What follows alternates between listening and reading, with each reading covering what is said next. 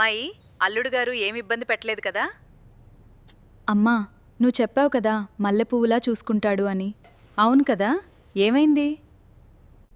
అతను నిజంగానే మల్లెపూల వ్యాపారి అమ్మా. ఆ? రాత్రంతా నా తల మీద నీళ్లు చల్లుతూ కూర్చున్నాడు, పూలు వాడిపోతాయని. జాగ్రత్తగా పడుకో, పూలు వాడిపోకూడదు. He gave me a jasmine flower garland. And said, here is your hair bun. He woke me up నువ్వు చెప్పిన మల్లెపూలా చూసుకుంటాడంటే ఇదేనా? అతను నాకు ఈ మల్లెపూల దండ ఇచ్చాడు. Here for your hair. If I fall asleep అతను నన్ను లేపెంచాడు. ద ఫ్లవర్స్ అయిపోతున్నాయి, లే అని చెప్తాడు. అయ్యో, నేను మల్లెపువ్వులా అన్నాను, మల్లెపూల దుకాణంలా అనలేదు, మల్లెపూల దుకాణంలా అనలేదు.